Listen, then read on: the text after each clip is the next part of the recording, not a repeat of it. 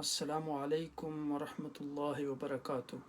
الحمد للہ رب العالمین والصلاة والسلام علی اشرف الانبیاء والمرسلین۔ اللہم لا سہل الا ما جعلتہ سہلا وانت تجعل الحزن اذا شئت سہلا یا مقلب القلوب صرف قلوبنا علی طاعتک۔ اللہم رب اشرح لی صدری ویسر لی امری واحلل عقدۃ من لسانی یفقہوا قولی۔ اللہم رب زدنا علما، اللہم رب زدنا علما، اللہم رب زدنا علما۔ اللہم صلی علی محمد طب القلوب ودوائها وعافیت الابدان وشفائها ونور الابصار وضیائها صلی اللہ علی خیر خلقہ محمد وآلہ وصحبہ اجمعین۔ اللہ پاک کی حمد و ثنا اور آقائد و جہاں نبی مکرم تاجدار عرب و عجم سید المرسلین خاتم النبیین رحمت للعالمین کی ذات گرامی پر درود و سلام کے بعد رب کائنات کا احسان عظیم ہے کہ آج پھر ہمیں اللہ سبحانہ و تعالیٰ نے فرصت کے یہ قیمتی لمحات عطا فرمائے جس میں ہم خلاصہ قرآن کی اس مجلس میں ایک دوسرے کے ساتھ مل پام بیٹھے ہیں الحمدللہ، اور قرآن حکیم کو صحیح طریقے سے پڑھنے، سمجھنے، اس پر عمل کرنے اور اس کا پیغام دوسرے لوگوں تک پہنچانے کا ذریعہ تاکہ بن سکیں۔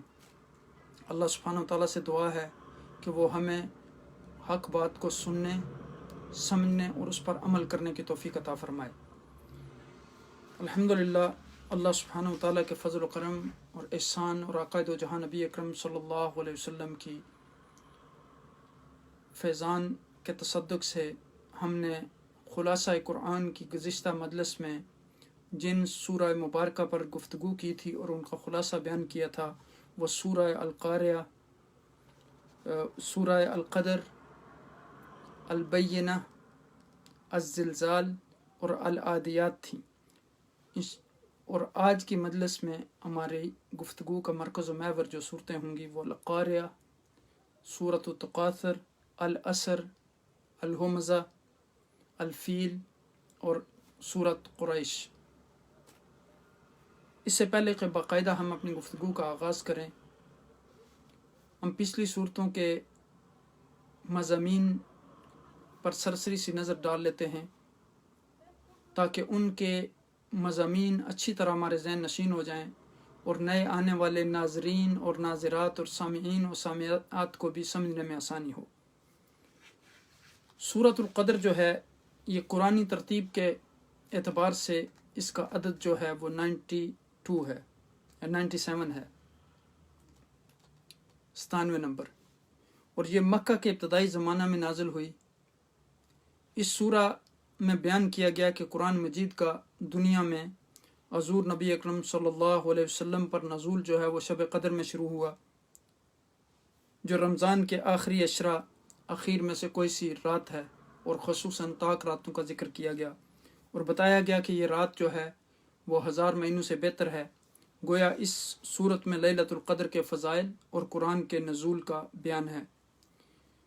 پھر البینہ جو ہے، سورۃ البینہ، قرآن کی ترتیب کے لحاظ سے اس کا عدد جو ہے وہ 98 ہے، 98، اور یہ مدینہ میں ہجرت کے پہلے سال نازل ہوئی۔ اس سورہ مبارکہ میں واضح کیا گیا کہ دنیا میں دنیا دار اور بے دین جو ہیں دونوں کی حالت یعنی خراب ہو چکی تھی۔ یہود و نصارہ اور مشرک دونوں اللہ کا انکار کر بیٹھے تھے اور اپنے معبود الگ الگ بنا کر الگ الگ فرقوں میں بٹ گئے تھے اور آپس میں لڑائی جھگڑے اور فساد کا بازار گرم کر رکھا تھا، اور کوئی ایسا سمجھدار شخص نہیں تھا جو انہیں سمجھا سکے۔ ایسی ناگزیر صورت میں ضروری تھا کہ کوئی ایسا اللہ کا رسول آئے، برگزیدہ پیغمبر آئے، شان و شوکت والا پیغمبر آئے، عظمت والا پیغمبر آئے، جو ان کو قرآن کی آیات پڑھ کر سنائے، جن آیات میں بڑا واضح احکامات موجود ہیں انسانوں کی خیر اور فلاح و بہبود کے لیے۔ تو اس طرح عقائد و جہاں نبی اکرم صلی اللہ علیہ وسلم اس دنیا میں تشریف لائے، اور لیکن جب عقائد و جہاں نبی اکرم صلی اللہ علیہ وسلم تشریف لائے تو پھر حالانکہ انہوں نے اپنی ضد اور ہٹ درمی سے اور فرقہ بندی اور جھگڑوں میں پھنسے ہوئے ہیں، حالانکہ ان کو اتحاد اور اتفاق کا جو راستہ ہے وہ بتا دیا گیا تھا کہ اللہ کو ایک مانو، نماز پڑھو اور زکوٰۃ دو اور یہی پختہ اور مکمل دین ہے۔ آقا دو جہاں نبی اکرم صلی اللہ علیہ وسلم کی تشریف آوری سے پہلے کہتے تھے کہ یہی نبی آئے گا تو ہم اس پر ایمان لائیں گے، اور اسی نبی کے بارے میں ہماری کتابوں میں جو علامات موجود ہیں، لیکن جب آقا دو جہاں نبی اکرم صلی اللہ علیہ وسلم تشریف لائے تو آپ کی نبوت کا انہوں نے انکار کر دیا، قرآنی آیات کا انکار کر دیا۔ تو جن بھی قوموں نے اللہ کے احکامات کا انکار کیا، اس کے پیغمبروں کو ستایا، اس کے پیغمبروں پر ایمان نہ لائے، ان کی کتابوں پر جو ہے ایمان نہیں لائے، تو اللہ سبحانہ و تعالیٰ نے ان پر عذاب مسلط کیا اور تباہی و بربادی ان کا مقدر بنی۔ پھر اس کے بعد سورہ زلزال ہے۔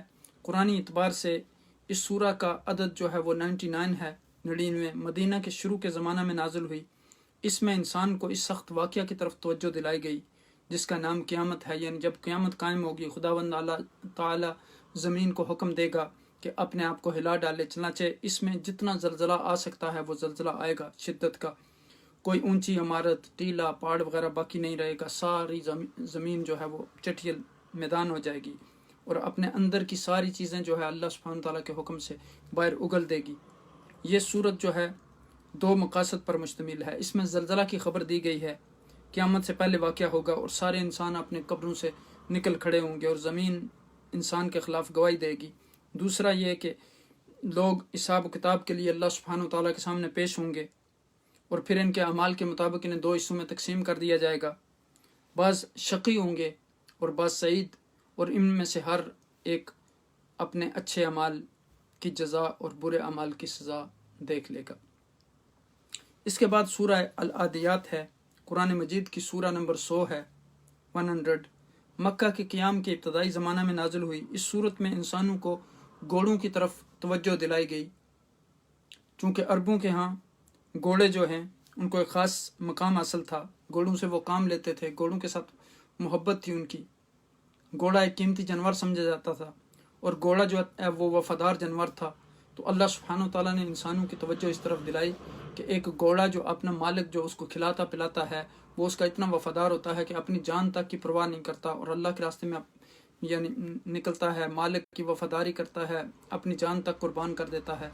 لیکن تمہارا یہ حال ہے کہ تم ناشکرے ہو اور تمہیں اس حد تک بھی خیال نہیں آتا کہ تمہارا بھی ایک خالق ہے، مالک ہے جس نے تمہیں پیدا کیا، جو تمہاری تمام ضروریات کو پورا کرتا ہے، اور تم ایک جانور سے بھی گئے گزرے ہوئے ہو کہ جانور اپنے مالک کا وفادار ہے لیکن تم اپنے مالک کے وفادار نہیں ہو اور اس کے ناشکرے ہو۔ تو پھر یہاں اس سورہ مبارکہ میں بتایا گیا، اللہ سبحانہ و تعالیٰ نے فرمایا کہ کاش تم نے گھوڑے سے سبق سیکھا ہوتا۔ گھوڑوں کی قسم بطور دلیل پیش کر کے فرمایا انسان بڑا ہی ناشکرا ہے کیونکہ وہ دولت کی محبت میں جو ہے وہ مگن ہے۔ اس کے بعد پھر سورہ القاریہ ہے۔ قرآنی ترتیب کے اعتبار سے جو ہے یہ سورہ مبارکہ یہاں سے ہمارے آج کے درس کا آغاز ہوتا ہے۔ اعوذ باللہ من الشیطان الرجیم، بسم اللہ الرحمن الرحیم۔ القاریہ ما القاریہ وما ادراک ما القاریہ یوم یکون الناس کالفراش المبثوث وتكون الجبال كالعهن المنفوش فأما من ثقلت موازينه فهو في عيشة راضية وأما من خفت موازينه فأمه هاوية وما أدراك ما هي نار حامیہ۔ صدق اللہ العظیم۔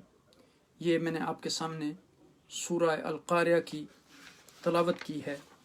اس سورہ مبارکہ میں فرمایا گیا کہ القاریہ زمین و آسمان کی ساری کائنات کو کھڑا کھڑا دینے والا شدید جھٹکا اور کڑک، مل قاریہ اور ہر شے کو کھڑا کھڑا دینے والا شدید جھٹکا اور کڑک کیا ہے؟ وما ادراک مل قاریہ، اور آپ کیا سمجھے ہیں کہ ہر شے کو کھڑا کھڑا دینے والے شدید جھٹکے اور کڑک سے کیا مراد ہے؟ یوم یکون الناس کالفراش المبثوث، اس سے مراد وہ یوم قیامت ہے جس دن سارے لوگ بکھرے ہوئے پروانوں کی طرح ہو جائیں گے۔ وَتَكُونُ الْجِبَالُ كَالْعِهْنِ الْمَنْفُوشِ، اور پہاڑ رنگ برنگی جو دنکی ہوئی اون کی طرح ہو جائیں گے۔ فَأَمَّا مَنْ ثَقُلَتْ مَوَازِينُهُ، بس وہ شخص جس کے اعمال کے پڑے باری ہوں گے، فَهُوَ فِي عِيشَةٍ رَاضِيَةٍ، تو وہ خوشگوار اور عیش و مسرت میں ہوگا۔ وَأَمَّا مَنْ خَفَّتْ مَوَازِينُهُ، اور جس شخص کے اعمال کے پلڑے جھکے ہوں گے، فَأُمُّهُ هَاوِيَةٌ، تو اس کا ٹھکانہ جو ہے جہنم کا گڑھا ہوگا۔ وہ اما ادرا کا ماہیہ، اور آپ کیا سمجھے کہ حاویہ کیا ہے، نارن حامیہ، وہ جہنم کی سخت دیکھتی ہوئی آگ کا انتہائی گہرا گڑھا ہے۔ اب یہاں دیکھیں کہ اس سورہ مبارکہ میں 11 آیات ہیں اور ایک رکوع ہے۔ اس کے کلمات کی تعداد 35 اور حروف کی تعداد 160 ہے۔ قرآنی ترتیب کے لحاظ سے اس سورہ مبارکہ کا نمبر جو ہے 101 ہے، 101۔ مکہ کے قیام کے زمانہ میں شروع میں نازل ہوئی۔ اس میں انسان کو قیامت سے ڈرایا گیا کہ اس سے غافل ہو کر مت بیٹھو، جب وہ آئے گی انسان کے ہوش و حواس بگاڑ دے گی اور اندر سے باہر تک ہر چیز کو زور سے ہلا ڈالے گی۔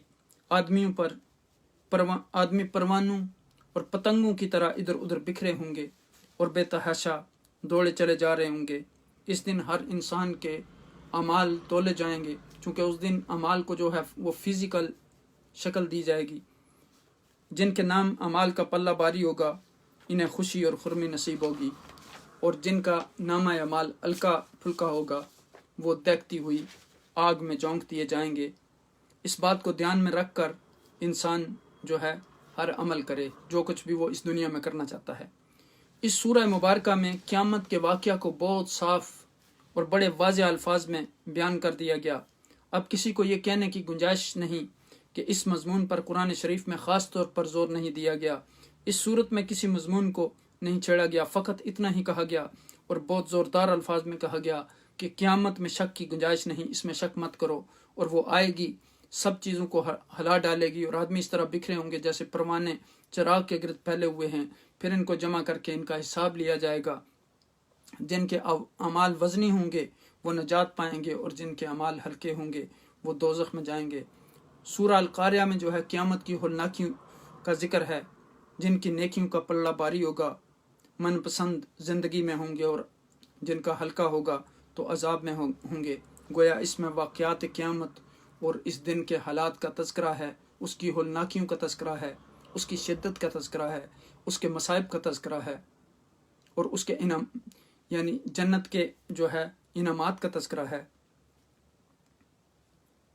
تو اب دیکھیں کہ یہاں اس سورہ مبارکہ میں فرمایا گیا کہ قیامت کے روز لوگ گھبراہٹ کے عالم میں اس طرح ہر طرف بھاگتے پھریں گے جیسے پروانے بکھرے ہوئے ہوتے ہیں، اور پہاڑ دنکی ہوئی اون کی طرح ہو جائیں گے۔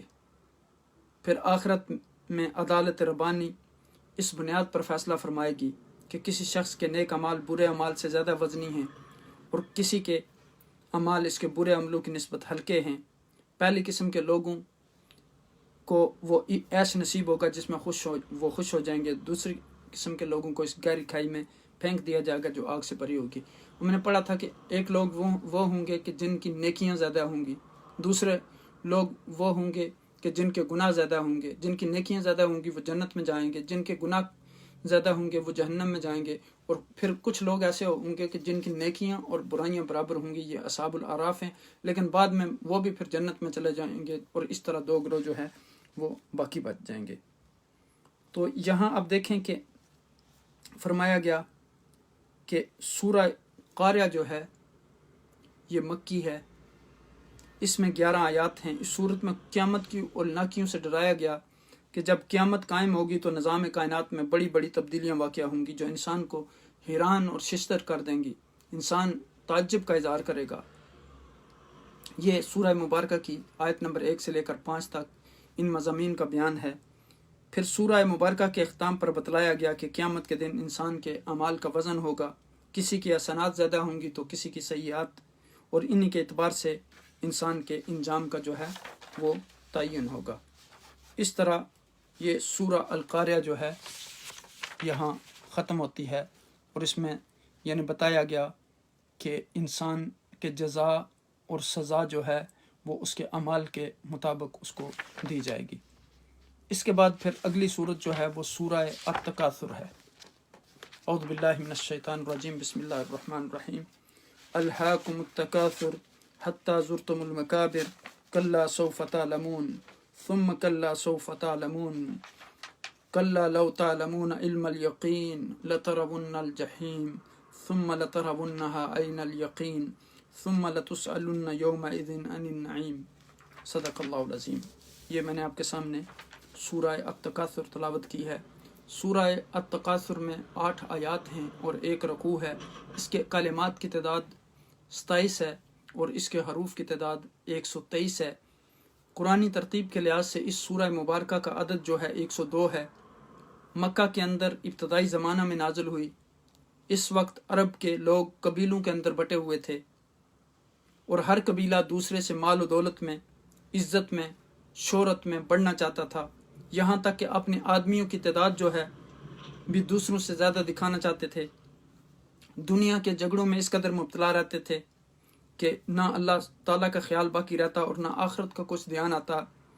لوگوں کو اس پر جھڑکا جا رہا ہے کہ دنیا کے سامان کی زیادتی میں ایک دوسرے سے بڑھنے کی کوشش عمر بھر کرتے رہتے ہو، یہاں تک کہ موت آ جاتی ہے اور قبروں میں جا پہنچتے ہو، بلکہ وہاں بھی اپنے آدمیوں کی تعداد جو ہے اور دوسروں سے زیادہ ثابت کرنے کے لیے قبروں کو گننا شروع کر دیتے ہو کہ ہمارے مردے تمہارے مردوں سے زیادہ ہیں۔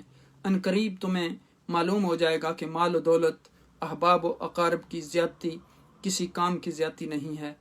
اس سورہ مبارکہ میں مال و دولت کی کثرت کی خواہش انسان کو اصل مقصد حیات سے جو ہے وہ غافل کر دیتی ہے، تاکہ موت سامنے آ جاتی ہے۔ اس سورہ مبارکہ میں لوگوں کو اس دنیا پرستی کے برے انجام سے خبردار کیا گیا ہے، جس کی وجہ سے وہ مرتے دم تک زیادہ سے زیادہ مال و دولت اور دنیاوی فائدے اور لذتیں اور جاؤ اقتدار حاصل کرنے میں اس قدر ڈوب جاتے ہیں کہ کسی چیز کا ہوش باقی نہیں رہتا۔ فرمایا یہ نعمتیں جن کو تم یہاں بے فکری کے ساتھ سمیٹ رہے ہو، یہ محض نعمتیں نہیں، آزمائشیں بھی ہیں، ابتلائیں بھی ہیں، جن کو تم یہاں بے فکری کے ساتھ سمیٹ رہے ہو، جن میں سے ہر نعمت کے بارے میں تم کو آخرت میں جو ہے جوابدہی کرنی ہوگی۔ مال و دولت کی کثرت انسان کو جو ہے وہ ہلاکت میں ڈال دیتی ہے، جبکہ اسے نعمتوں کا جواب دینا ہے اور سزا بھگتنی ہے۔ سورہ تکاثر جو ہے یہ مکی صورت ہے، اس میں 8 آیات ہیں۔ اس صورت میں ان لوگوں کی مذمت کی گئی ہے جو صرف دنیا کی زندگی کو اپنا مقصد بنا لیتے ہیں اور دنیا کا ایندھن جمع کرنے میں لگے رہتے ہیں۔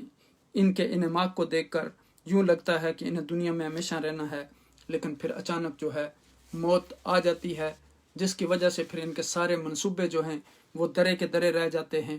وہ سارا جمع کیا ہوا مال وہاں چھوڑ کے چلے جاتے ہیں، ان کے وہ کسی کام نہیں آتا اور انہیں کثر سے قبر کی طرف منتقل ہونا پڑتا ہے۔ کثر بھی وہی رہ جاتا ہے، مال و دولت بھی وہی رہ جاتا ہے، وہ شان و شوکت بھی وہی رہ جاتی ہے، کوئی چیز ان کے کام آنے والی نہیں اس دن۔ تو ان لوگوں کو یعنی بتایا گیا کہ تم یہاں سے منتقل ہو جاؤ گے، تمہارا مال یہاں رہ جائے گا، تمہارے کثر، تمہاری شان و شوکت، یہ تمہاری ساری جو عزتیں ہیں یہ عارضی دنیا کی، یہ یہاں ہی رہ جائیں گی۔ ان لوگوں کو ڈرایا گیا ہے کہ قیامت کے دن تمام اعمال کے بارے میں تم سے سوال کیا جائے گا۔ آیت نمبر 3 اور 4 میں اس مضمون کا بیان ہوا۔ پھر فرمایا گیا کہ پھر تم کو جہنم کو ضرور دیکھو گے اور تم سے اللہ کی نعمتوں کے بارے میں سوال کیا جائے گا کہ امن، صحت، فراغت، عقل و شرب، سمت، مسکن، علم اور مال و دولت جیسی نعمتوں کو کہاں کہاں استعمال کیا۔ تو یعنی اس وقت تک آدمی جب تک ان سوالوں کے جواب نہیں دے گا اس کے قدم ہل نہیں سکیں گے۔ تو اس سورہ مبارکہ میں ان مضامین کا جو ہے وہ تذکرہ کیا گیا اور فرمایا گیا کہ الہاکم التکاثر، تمہیں کثرت مال کی ہوس اور فخر نے آخرت سے غافل کر دیا ہے، حتیٰ زرتم المقابر، حتیٰ کہ تم قبروں میں جا پہنچے، کلا سوف تعلمون، ہرگز نہیں، مال و دولت تمہارے کام نہیں آئیں گے، تم ان قریب اس حقیقت کو جان لو گے، ثم کلا سوف تعلمون، پھر ہرگز نہیں ان قریب تمہیں اپنا انجام معلوم ہو جائے گا۔ کلا لو تعلمون علم الیقین، ہاں کاش تم مال و زر کی ہوس اور اپنی غفلت کے انجام کو یقینی علم کے ساتھ جانتے تو دنیا میں کھو کر آخرت کو اس طرح تم ہرگز نہ بھولتے۔ لترون الجحیم، تم اپنی حرص کے نتیجے میں دوزخ کو ضرور دیکھ کر رہو گے۔ ثم لترونها عین الیقین، پھر تم اسے ضرور یقین کی آنکھ سے دیکھ لو گے۔ ثم لتسألن یومئذ عن النعیم، پھر اس دن تم سے اللہ کی نعمتوں کے بارے میں ضرور پوچھا جائے گا کہ کیا تم نے انہیں کہاں کہاں اور کیسے کیسے خرچ کیا۔ تو جیسا قد جہاں نبی اکرم صلی اللہ علیہ وسلم کی حدیث پاک بھی ہے کہ لا تزول قدم ابن آدم الا تسأل عن خمسہ، تو مال کے بارے میں پوچھا جائے گا، صحت کے بارے میں پوچھا جائے گا، زندگی کے بارے میں پوچھا جائے گا، माल और दौलत के बारे में पूछा जाएगा, वक्त के बारे में पूछा जाएगा। तो ये सारे सवालात के हमें जवाब देने पड़ेंगे। तो इस सूरह मुबारका का इस तरह ख़त्मा होता है और इसमें यानी कहा कि ख़बरदार इस ख्याल में न रहना कि जो कुछ दुनिया में है अनकरीब तुम्हें मालूम हो जाएगा, यानी दुनिया में तुमने रहना है और यही तुम्हारा पक्का ठिकाना है। अनकरीब तुम्हें मालूम हो जाएगा कि असल चीज़ आखिरत है। काश तुम्हें इस नज़र व फ़िक्र का यहाँ यकीन हो जाता और तुम अच्छे रहते। इस गफलत की सज़ा दोज़ख है और तुम मरते ही देख लोगे। फिर क़यामत के दिन तो आँखों से देख कर तुम्हें यकीन आ जाएगा, लेकिन फिर उस वक्त हसरत और नदामत के सिवा तुम्हें कुछ हासिल न होगा। इसलिए अभी वक्त है कि दुनिया की नेमतें जो है उन पर गफलत का मुज़ाहरा न करो। अपने मुन में हकीकी और अल्लाह ताला को राज़ी करने का जो है काम इनसे लो। जिस तरह अल्लाह सुब्हानहू ताला ने इन नेमतों को इस्तेमाल करने का हुक्म दिया है उसी तरह इनको इस्तेमाल करो ताकि तुम्हें कल नदामत न हो। इसके बाद फिर अगली सूरत जो है वो सूरह अल असर है। औज़ु बिल्लाहि मिनश शैतानिर रजीम, बिस्मिल्लाहिर रहमानिर रहीम। वल असर इन्नल इंसान लफ़ी खुस्र इल्लल लज़ीना आमनू व अमिलुस सालिहात व तवासौ बिल हक़्क़ि व तवासौ बिस सब्र। यहाँ फरमाया गया कि ज़माना की कसम जिसकी गर्दश हालात इंसानी पर गवाह है, या नमाज असर की कसम कि वो सब नमाज़ों का वस्त है, या वक्त असर की कसम जब दिन भर चमकने वाला सूरज खुद डूबने का मंजर पेश करता है, या ज़माना बेसत मुस्तफ़ा करीम अलैहिस्सलातु वस्सलाम की कसम जो सारे ज़मानों का महासिल और मकसूद है। इन्नल इंसान लफ़ी खुस्र, बेशक इंसान खसारे में है कि वो उम्र अज़ीज़ को ऐसी चीज़ों में गंवा रहा है, ज़ाया कर रहा है, तबाह बर्बाद कर रहा है कि जो उसके किसी काम आने वाली नहीं है। इल्लल्लज़ीना आमनू, मगर सिवाय उन लोगों के जो ईमान लाए, व अमिलुस सालिहात, और नेक अमल किए, व तवासौ बिल हक़, और एक दूसरे को हक़ की तलक़ीन करते रहे, तबलीग हक़ के नतीजे में पेश आमदा मसाइब व अलाम में एक दूसरे को जो है हक़ की बात बताते रहे, व तवासौ बिल सब्र, और एक दूसरे को जो है वो सब्र की ताक़ीद करते रहे। ये सूरह मुबारका जो है इसमें 3 आयात और 1 रकू है।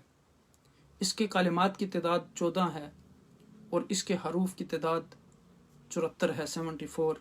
कुरानी तरतीब के एतबार से इस सूरह मुबारका का नंबर जो है वो 103 है, 103, और ये मक्का के अंदर नाज़िल होने वाली पहली सूरतों में से है। इसमें कहा गया कि इंसान अपनी ज़िंदगी के ज़माने की कदर करे, ये दम बदम घुटता चला जाएगा। आखिर में इंसान खसारा और टूटा उठाएगा। अगर खसारे और टूटे से बचना है तो इसमें यह काम करो कि अल्लाह ताला पर ईमान लाओ, नेक काम करो, आपस में ईमानदारी और रास्ते की नसीहत करो, और एक दूसरे को हदायत करो कि अच्छे कामों में जो मुश्किलात पेश आएँ इन्हें सब्र और इस्तक़लाल के साथ, तहम्मुल के साथ, बर्दाश्त के साथ झेलना चाहिए, और मुसीबतों की परवाह ना करके, मशक्क़तों की परवाह ना करके, मसाइब की परवाह ना करके शरीयत पर कायम रहना चाहिए। सूरतुल असर में बयान किया गया कि ईमान, अमल साले और एक दूसरे को हक़ और सब्र की तलक़ीन करने वालों के अलावा तमाम लोग जो हैं वो खसारे में हैं। इमाम शाफ़ी रहमतुल्लाह अलैह फरमाते हैं कि अगर पूरा कुरान नाज़िल ना होता तो भी सिर्फ़ ये सूरत इंसानों की हिदायत के लिए काफ़ी थी। इस सूरह मुबारका में अल-मकीर खसारा से बचने के लिए 4 असूल बयान किए गए। फरमाया ज़माना गवाह है, इंसान हकीकत में बड़े खसारे में है, सिवाय उन लोगों के जो ईमान लाए और नेक अमल करते रहे और एक दूसरे को हक़ बात की नसीहत और सब्र की तरकीन करते रहे। सूरह असर जो है ये मक्की सूरत है और इसमें 3 आयात हैं। ये मुख्तसर सी सूरत इस्लाम के अजीम असूलों और इंसानी ज़िंदगी के दस्तूर की वज़ाहत करती है। इस सूरत की इब्तिदा में अल्लाह सुब्हानहू ताला ने ज़माने की कसम खाकर फरमाया कि सारे के सारे इंसान खसारे में हैं, चाहे वो मादी और ज़ाहिरी असबाब से माला माल क्यों न हों, अलबत्ता जो 4 सिफ़ात से मुत्तसिफ़ होंगे वो खसारे से बच जाएंगे, यानी ईमान और अमल साले, एक दूसरे को हक़ की तलक़ीन और तबलीग और सब्र की तलक़ीन। फिर इसके बाद इस तरह ये जो है सूरह असर का ख़ात्मा होता है और इन छोटी सी 3 आयतों में वो सब कुछ कह दिया गया जो इंसान को मालूम होना चाहिए। सारा कुरान इसी की तफसील है, انسان اس صورت کے مضمون پر غور کرتا رہے تو اس کا بیڑا پار ہے اور وہ کامیاب و کمران ہو جائے گا۔ یعنی آپ دیکھیں کہ اس سورہ مبارکہ میں ارشاد ہے کہ زمانہ ہر لمحہ گزرتا چلا جا رہا ہے، اگر زمانہ کو یوں نہیں گزرنے دیا تو انسان گھاٹے میں رہے گا، خسارے میں رہے گا، سوائے اس کے کہ جو اللہ پر ایمان لائے، اس کے رسول پر ایمان لائے اور ایک دوسرے سے مل جل کر نیک کاموں میں مصروف رہے، ایک دوسرے کو حق اور سچائی پر قائم رہنے کی ہدایت کرتے رہے، اچھے کاموں سے وہ کبھی نہیں اکتائے اور مصیبت میں ان نے ہمت نہیں آری اور دوسروں سے بھی کہتے رہے۔ جن نے یہ باتیں اختیار نہ کی، ان کے حالات اور ان کی تاریخ دیکھ لو کہ ہمیشہ تباہی و بربادی جو ہے ان کا مقدر بنی ہے۔ اس سورہ مبارکہ کے بعد اگلی سورت جو ہے وہ سورہ الہمزہ ہے۔ بسم اللہ الرحمن الرحیم۔ ویل لکل ہمزۃ لمزہ الذی جمع مالا وعددہ یحسب ان مالہ اخلدہ کلا لینبذن فی الحطمہ وما ادراک ما الحطمہ نار اللہ الموقدہ التی تطلع علی الافئدہ انہا علیہم مؤصدہ فی امد ممددہ۔ فرمایا کہ ہر شخص کے لیے جو ہے ہلاکت ہے جو روبرو تانہ زنی کرنے والا ہے اور پس پشت عیب جوئی کرنے، خرابی و تباہی ہے اس شخص کے لیے جس نے مال جمع کیا اور اسے گن گن کر رکھتا ہے۔ وہ یہ گمان کرتا ہے کہ اس کی دولت اسے ہمیشہ زندہ رکھے گی۔ کلا لینبذن فی الحطمہ، فرمایا کہ ہرگز نہیں، وہ ضرور حطمہ یعنی چورا چورا کر دینے والی آگ میں پھینک دیا جائے گا۔ وما ادراک ما الحطمہ، اور آپ کیا سمجھتے ہیں کہ حطمہ چورا چورا کر دینے والی آگ کیا چیز ہے؟ فرمایا کہ نار اللہ الموقدہ، یہ اللہ کی بھڑکائی ہوئی آگ ہے، التی تطلع علی الافئدہ، جو دلوں پر اپنی اذیت کے ساتھ چڑھ جائے گی، انہا علیہم مؤصدہ، بے شک وہ آگ ان لوگوں پر ہر طرف سے بند کر دی جائے گی، فی امد ممددہ، بڑکتے شعلوں کے ساتھ، اور انہیں لمبے لمبے ستونوں کے ساتھ جکڑ کر عذاب دیا جائے گا۔ یعنی ان لوگوں کے لیے کوئی رائے فرار نہیں ہوگی۔ تو اب دیکھیں کہ اس سورہ مبارکہ میں جو ہے وہ 9 آیات ہیں، اور اس سورہ مبارکہ کے کلمات کی تعداد 35 ہے اور حروف کی تعداد 135 ہے۔ ترتیب قرآنی کے لحاظ سے اس سورہ مبارکہ کا عدد جو ہے 104 ہے، 104، اور یہ سورہ مبارکہ قیام مکہ کے ابتدائی زمانہ میں نازل ہوئی۔ اس میں انسان کو خبردار کیا گیا کہ جن کاموں اور باتوں میں وہ یہاں ہر وقت پھنسا رہتا ہے وہ اسے انجام کار دوزخ میں لے کر جھونک دیں گی۔ اکثر انسانوں کا طرز عمل یہ ہے کہ دوسروں کو اپنے سے کم درجہ کا سمجھ کر ان کا بیان حقارت سے کرتے ہیں، انہیں تانے دیتے ہیں، ان کے عیب سوچے سچے ہوں یا جھوٹے انہیں اچھالتے رہتے ہیں، اور ان کا اپنا خاص شغل یہ ہے کہ یہ پیسہ جمع کرنے میں لگے رہتے ہیں اور اسے بار بار گن گن کر تجوریوں میں رکھتے ہیں اور سمجھتے ہیں کہ پیسہ ہی سب کچھ ہے اور وہ انہیں سب آفتوں سے بچا لے گا۔ یعنی طے بتہ رکھتے ہیں، پھر بار بار جب یاد آتا ہے پھر دوبارہ گنتے ہیں، پھر بھول جاتے ہیں، پھر گنتے ہیں، پھر ان کو محفوظ طریقے سے رکھتے ہیں اور سمجھتے ہیں کہ ہماری کامیابی اسی مال میں ہے، جبکہ اللہ سبحانہ وتعالیٰ نے فرما دیا کہ والذین یکنزون الذهب والفضة ولا ينفقونها في سبیل اللہ فبشرهم بعذاب علیم، جو لوگ سونے اور چاندی کو جمع کرتے ہیں اور اللہ کے راستے میں اپنے مال کو خرچ نہیں کرتے، ان کے لیے کو دردناک عذاب کی ہے محبوب صلی اللہ علیہ وسلم بشارت دے دیں۔ اور پھر اگلی آیت میں فرمایا گیا کہ ان پر گرم لویا ان کی پیٹھوں پر جو ہے وہ رکھا جائے گا۔ صبر کریں۔ اور عقائد و جہاں نبی اکرم صلی اللہ علیہ وسلم نے فرمایا کہ جو لوگ اپنا مال اللہ کے راستے میں خرچ کرتے ہیں ما نقص مال من صدقہ، ان کا مال جو ہے وہ کم نہیں ہوتا۔ رب کائنات نے فرمایا ما تقدموا لانفسکم من خیر تجدوہ عند اللہ، جو بھی اپنے ہاتھوں کے ذریعے آگے بھیجو گے اس کو اپنے سامنے پاؤ گے۔ اس لیے یہ مال جو ہے بار بار ہمیں اس مال کو اللہ کے راستے میں خرچ کرنے کا حکم دیا گیا۔ تو یہاں دیکھیں کہ فرمایا گیا کہ وہ سمجھتے ہیں کہ یہ مال انہیں تمام مصیبتوں سے نجات دلا دے گا، تمام آفتوں سے نجات دلا دے گا۔ ایسا ہرگز نہیں ہے۔ یہ جو جمع کرنے والا مال ہے یہ ان کو دوزخ کی دہکتی ہوئی اور بڑکتی ہوئی اور شعلوں والی آگ میں دھکیل دے گا۔ اب یہاں فرمایا کہ یاد رکھو پیسہ کسی کے پاس ہمیشہ نہ رہے گا۔ اگر تمہاری یہی الجھن رہے، یعنی تمہارا یہی اگر مشغلہ رہا، یہی پیشہ رہا، یہی تمہارے کرتوت رہے، تو مرنے کے بعد دوزخ کی آگ میں جھونک دیے جاؤ گے اور پھر ہر طرف سے اس کے دروازے بند کر دیے جائیں گے. بھاگنے کی کوئی صورت نہیں ہوگی, چھٹکارے کی کوئی صورت نہیں ہوگی. اس صورت میں مال و زر کے پجاریوں کو آخرت میں انجام کا بیان ہے. ہر اشارہ باز اور لوگوں کے عیب ڈھونڈنے والا اللہ کے عذاب کا مستحق ہے. یہ بتایا گیا جو جائز ناجائز ذریعہ سے مال سمیٹتا ہے پھر گن گن کر رکھتا ہے حلال ہے یا حرام ہے, یہ ظلم سے حاصل کیا ہوا مال ہے, یہ چوری کا مال ہے یا ڈاکے کا مال ہے, کسی بھی چیز پر اس کو جو ہے وہ کوئی پرواہ نہیں ہوتی. اس کا خیال یہی ہوتا ہے کہ یہ کیا چیز ہے, مال ہے, بس جس طریقے سے آئے اس کو وہ گن گن کے رکھتا ہے. تو اس کا خیال ہے کہ اس کے مال نے اس کو زندہ و جاوید کر دیا ہے. بالکل نہیں. اسے توڑ پھوڑ دینے والی اللہ کی بڑکائی ہوئی آگ میں پھینک دیا جائے گا, جس کا پہلا اثر دلوں پر ہوگا اور ان کو لمبے لمبے ستونوں سے جکڑ کر جو ہے وہ عذاب دیا جائے گا. سورہ الہمزہ جو ہے میں منہ پر برا بلا کہنے والے, غیبت کرنے والے, مال و دولت سمیٹ سمیٹ کر جمع کرنے والوں کے لیے ہلاکت کی وعید ہے اور یہ لوگ جہنم کا ایندھن بنیں گے. سورہ ہمزہ مکی ہے, اس میں 9 آیات ہیں. اس صورت میں انسان کی 3 بیماریوں کی نشاندہی کی گئی ہے. پہلی بیماری یہ ہے کہ پس پشت کسی کے عیب بیان کرنا, اسے غیبت کہتے ہیں, اور غیبت جو ہے بدترین گناہ ہے. دوسری بیماری یہ ہے کہ کسی کو اس کے سامنے اس کے حسب و نسب, دین و مذہب, شکل و صورت کا تانا دینا, اس کا مذاق اڑانا. یہ منافقین کی عادت تھی, وہ غریب مسلمانوں کا مذاق اڑایا کرتے تھے. یوں ہی یہود و نصارہ دین حق کا مذاق اڑاتے ہیں, جیسے آج بھی لوگوں کی عادت ہے. اگر کسی کا رنگ کالا ہو تو اس کو تنے دینا, کسی کی شکل پہ اس کا مذاق اڑانا, کسی کا قد چھوٹا ہو تو اس کا مذاق اڑانا. تو یہ چیزیں جو ہیں یہ ہرگز یعنی وہ انسان کے لیے اچھی نہیں ہیں, بلکہ اس کے لیے تباہی و بربادی کا سامان ہے. اس سے ہمیں منع کیا گیا. یہ ایک بیماری ہے.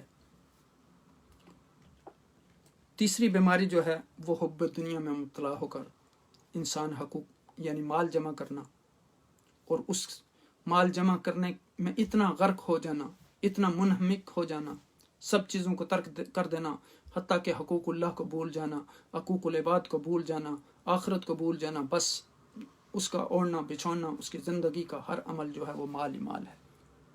اور بندہ کہتا ہے کہ مال ہی, تو کچھ بھی نہیں ہوتا. اس کا کہتا ہے کہ میرا مال میرا مال.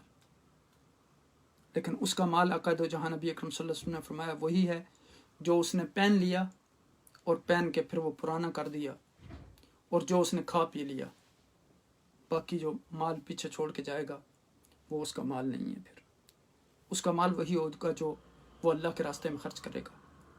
یہ اس کا بینک بیلنس بن جائے گا.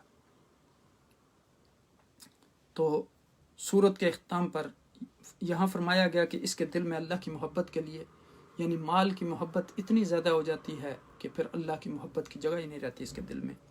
سورت کے اختتام پر ان اشیاء کا انجام بتلایا گیا ہے جو ان بیماریوں میں مبتلا ہوں گے کہ ان کا ٹھکانہ جو ہے وہ جہنم ہوگا. اس کے بعد اگلی سورت جو ہے وہ سورہ الفیل ہے. الم تر کیف فعل ربک باصحاب الفیل الم یجعل کیدہم فی تضلیل وارسل علیہم طیرا ابابیل ترمیہم بحجارۃ من سجیل فجعلہم کعصف مأکول. یہاں فرمایا گیا کہ کیا آپ نے نہیں دیکھا کہ آپ کے رب نے ہاتھی والوں کے ساتھ کیا سلوک کیا. الم یجعل کیدہم فی تضلیل, کیا اس نے ان کے مکر و فریب کو باطل و ناکام نہیں کر دیا. وارسل علیہم طیرا ابابیل, اور اس نے اس پر ہر سمت سے پرندوں کے جھنڈ بھیج دیے. ترمیہم بحجارۃ من سجیل, جو ان پر کنکریلے پتھر مارتے ہیں. فجعلہم کعصف مأکول, پھر اللہ نے ان کو کھائے ہوئے بوسے کی طرح پامال کر دیا. سورۃ الفیل جو ہے اس میں 5 آیات ہیں. اس کے کلمات کی تعداد 24 ہے اور حروف کی تعداد جو ہے وہ 94 ہے.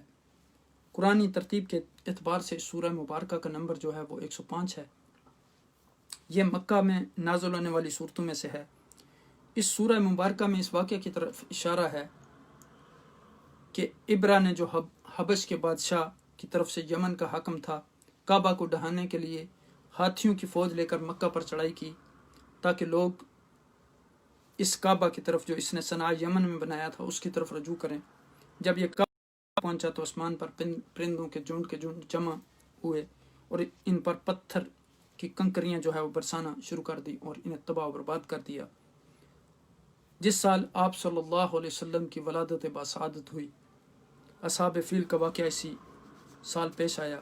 اس کو عبرت کے طور پر بتایا گیا کہ لوگ شاعر اللہ سے بھی توہین کی سے باز رہیں۔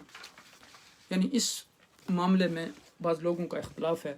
بعض لوگوں نے کہا کہ یعنی حال ہی کا واقعہ ہے، جس میں سے بہت سو کو یاد ہوگا کہ ہم نے ہاتھی والوں کو ان کے مقصد میں بری طرح ناکام کیا۔ جب وہ کعبہ کے سامنے آئے تو ان کے سر پر غول کے غول آ کر جمع ہو گئے، ان پر سخت کنکریاں پھینکی جن سے وہ تباہ برباد ہو گئے۔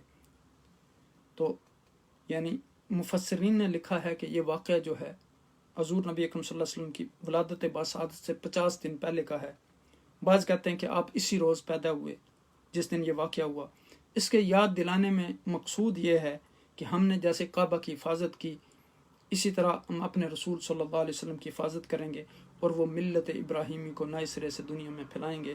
کوئی فسادی اور شریر آدمی یا فرقہ اس کا کچھ نہ بگاڑ سکے گا اور وہ کعبہ کی حفاظت کریں گے۔ اب یہاں دیکھیں کہ یہ جو سورہ مبارکہ ہے، سورہ فیل، یہاں خانہ کعبہ پر یعنی اب دیکھیں کہ اس کو عبرت کے طور پر بتایا گیا کہ لوگ شاعر اللہ کی توہین سے باز رہیں۔ خانہ کعبہ پر حملہ آور ہونے والے ہاتھیوں والے لشکر کی تباہی ایک درس عبرت ہے انسانوں کے لیے۔ دیکھتے نہیں کہ ہم نے ہاتھی والوں کے ساتھ کیا سلوک کیا۔ ان کی تمام تدبیریں جو ہے وہ ناکام ہو گئیں۔ ہم نے پرندوں کی شکل میں اپنی فوج ان پر بھیجی جس نے ان کو سنگریزے مار مار کر اس طرح نیست و نابود کر دیا گویا وہ کھایا ہوا بوسا ہے۔ سورہ فیل جو ہے مکی ہے، اس میں 5 آیات ہیں۔ اس صورت میں وہ مشہور قصہ بیان ہوا جو اصحاب الفیل کے قصہ کے نام سے مشہور ہے، جب صنعاء کے گورنر ابرا نے ہاتھیوں کا لشکر لے کر کعبہ پر چڑھائی کی تھی۔ اس کے ساتھ کم و پیش 60,000 جنگجو تھے۔ قریش اس کا مقابلہ کرنے سے جب عاجز آ گئے تو اللہ سبحانہ وتعالیٰ نے چھوٹے چھوٹے پرندے کنکریاں دے کر بھیج دیے۔ ان کنکریوں نے جدید بمبوں کی طرح جو ہے تباہی مچا دی، جس کے سر میں لگتا تھا وہ تباہ برباد ہو جاتا تھا۔ یہ واقعہ اس سال پیش آیا جس میں حضور نبی اکرم صلی اللہ علیہ وسلم کی ولادت ہوئی، اور جیسے میں نے عرض کیا کہ یہ اس بات کی نشاندہی کرتا ہے کہ عنقریب کعبہ کا حقیقی محافظ جو ہے وہ پیدا ہونے والا ہے۔ اس کے بعد پھر اگلی جو صورت ہے جو آج کے درس کی ہماری آخری صورت ہے، سورہ قریش ہے۔ بسم اللہ الرحمن الرحیم۔ لإلاف قریش إیلافهم رحلة الشتاء والصيف فلیعبدوا رب هذا البیت الذی اطعمهم من جوع وآمنهم من خوف۔ یہاں دیکھیں کہ اس سورہ مبارکہ میں بتایا گیا، یہ مکی صورت ہے، اس میں 4 آیات ہیں۔ اس صورت میں اللہ سبحانہ وتعالیٰ نے اپنے 2 بڑے احسان بیان فرمائے۔ پہلا یہ ہے کہ وہ بلا خوف و خطر گرمیوں میں شام کی طرف اور سردیوں میں یمن کی طرف جو ہے تجارتی سفر کیا کرتے تھے قریش، اور یہ تجارتی سفر ان کا بہت بڑا جو ہے ذریعہ معاش تھے۔ دوسرا احسان یہ کہ انہیں بلد حرام میں امن، اطمینان اور تحفظ کی نعمت حاصل تھی۔ یہ نعمتیں ذکر فرما کر انہیں سمجھایا گیا کہ خود فریبی، خود پسندی اور قوم پرستی سے باز آ جاؤ اور بیت اللہ کے رب کی عبادت کرو جس نے تمہیں ان نعمتوں سے جو ہے وہ نوازا ہے۔ اب دیکھیں کہ سورہ قریش میں 4 آیات ہیں، کلمات کی تعداد 17 ہے اور حروف کی تعداد 79 ہے۔ اس سورہ کا قرآنی ترتیب کے مطابق عدد 106 ہے اور یہ مکہ کے اندر شروع کے زمانہ میں نازل ہوئی۔ اس سورہ مبارکہ میں قریش کو یاد دلایا گیا کہ تم جاڑے کی طرف اور گرمی میں شام کی طرف تجارتی قافلوں میں جاتے ہو اور وہاں سے نفع کما کر اور کام کی چیزیں لا کر پھر اطمینان اور سکون کے ساتھ مکہ میں زندگی بسر کرتے ہو، جہاں تمہیں نہ فاقوں کا خوف ہے نہ لڑائی کا ڈر۔ پھر تم کعبہ کے رب کی عبادت کیوں نہیں کرتے جس نے تمہارے لیے کچھ سہولتیں پیدا کر دیں۔ کعبۃ اللہ سے نسبت کے سبب قریش پر اللہ کی نوازشات اور اس کے اعتبار سے علماء کی ذمہ داریاں اور فرائض ان کا ذکر کیا گیا۔ فرمایا کہ اے قریشیو، شام و یمن اور گرمیوں کے سفر سے تمہیں ایسی انس پیدا ہو گیا ہے کہ تمہارے قافلے بیت اللہ کے پڑوس کے ناطے محفوظ رہتے ہیں۔ چاہیے کہ اس کے گھر کی رب کی عبادت کرو جس نے تمہیں بھوک میں کھانا کھلایا اور ہر طرف خوف و ہراس کی فضا ہونے کے باوجود تمہیں محفوظ رکھا، تمہیں امن اور سکون عطا کیا۔ قریش کو اللہ نے اپنی نعمتیں یاد دلائیں تاکہ خالص اللہ کی عبادت کریں جس نے ان کو عزت عطا کی، بھوک میں کھانا کھلایا اور خوف میں جو ہے ان کو امن عطا کیا۔ تو یہ تھی سورہ قریش۔ اس طرح الحمدللہ آج ہماری یہ سورہ قریش تک کی صورتیں ختم ہو گئی ہیں، اور کل انشاءاللہ ہم جو ہے خلاصہ قرآن کی ہماری آخری مجلس ہوگی۔ کل انشاءاللہ ہم باقیہ جو تقریباً 8 صورتیں ہیں ان کو مکمل کریں گے، اور اس طرح الحمدللہ ہمارا خلاصہ قرآن اللہ کے فضل و کرم اور آقا دو جہاں نبی اکرم صلی اللہ علیہ وسلم کے فیضان کے تصدق سے جو ہے وہ مکمل ہو جائے گا۔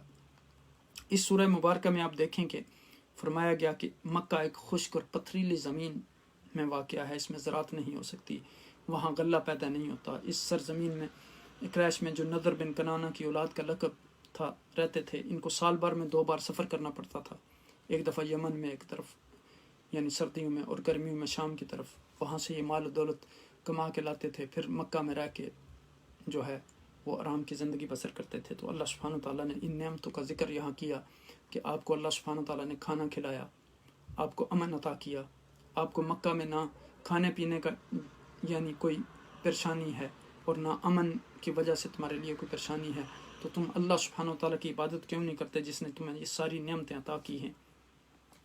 تو یہاں یعنی فرمایا گیا کہ اللہ سبحانہ تعالیٰ تمہارا خالق و مالک ہے، اسی کی عبادت کرو، ورنہ جو ہے تمہارا انجام بھی وہی ہوگا جو ابرا کا ہوا، یعنی تباہی و بربادی تمہارا بھی مقدر بنے گی اگر تم اللہ اور اس کے رسول صلی اللہ علیہ وسلم کے احکامات پر عمل نہیں کرو گے۔ کل سے انشاءاللہ ہم سورہ المعون اور اس کے آگے کی صورتیں جو ہیں ان پر گفتگو کریں گے۔ اللہ سبحانہ وتعالیٰ ہماری اس سعی کو قبول فرمائیں۔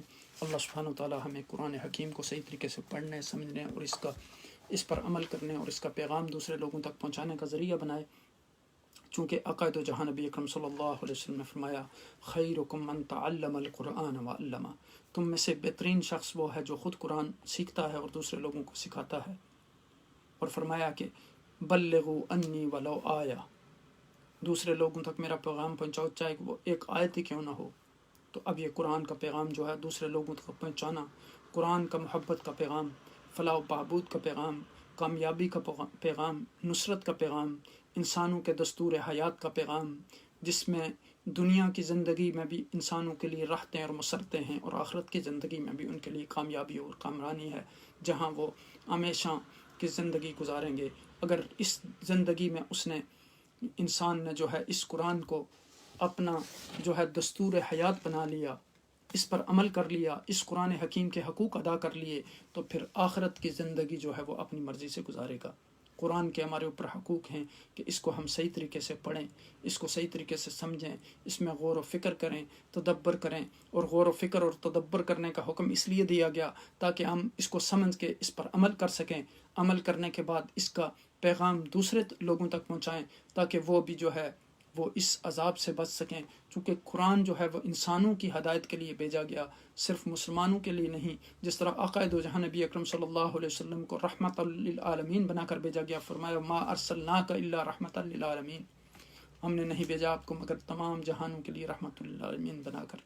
اسی طرح قرآن کو جو ہے اب دیکھیں کہ رب کائنات نے یہاں تمام انسانیت کو دعوت دی، 3 گروہوں کا تذکرہ کرنے کے بعد متقین کا تذکرہ کیا، کفار کا تذکرہ کیا، منافقین کا تذکرہ کیا، ان کی صفات بیان کی، ان کا انجام بیان کیا، اور آخر میں فرمایا یا ایھا الناس اعبدوا ربکم الذی خلقکم والذین من قبلکم لعلکم تتقون، اے لوگو اس رب کی عبادت کرو جس نے تمہیں پیدا کیا اور تم سے پہلے لوگوں کو بھی پیدا کیا تاکہ تم تقوی کی زندگی اختیار کر لو۔ تو انسان کا جو تقوی کی زندگی اختیار کرنے کا بار بار اس کو حکم دیا گیا، یا ایھا الذین آمنوا اتقوا اللہ حق تقاته ولا تموتن الا وانتم مسلمون، کہیں کہا گیا یا ایھا الذین آمنوا کتب علیکم الصیام کما کتب علی الذین من قبلکم لعلکم تتقون. کہیں فرمایا گیا کہ لا ریب فیہ ھدی للمتقین، یہ کتاب متقین کے لیے ہدایت ہے. کہیں فرمایا گیا یا ایھا الذین آمنوا اتقوا اللہ ولتنظر نفس ما قدمت لغد واتقوا اللہ ان اللہ خبیر بما تعملون. بار بار تقوی کا حکم دیا گیا.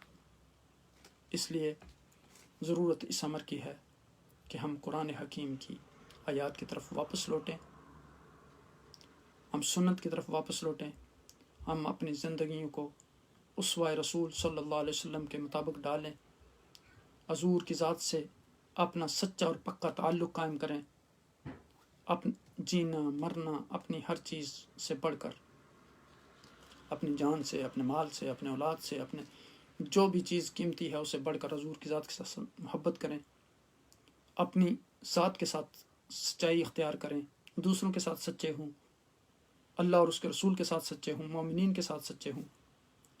تو اس طرح جب ہم قرآن کو سمجھنے کی کوشش کریں گے، جب ہم قرآن کے ساتھ اس طرح بیٹھیں گے کہ قرآن ہمیں مخاطب ہے اور ہم اس کو سن رہے ہیں، اور اس میں غور و فکر اور تدبر کر کے جب اس کتاب مبین کی آیات پر ہم عمل کریں گے تو پھر انشاءاللہ کامیابی جو ہے وہ ہمارا مقدر بنے گی.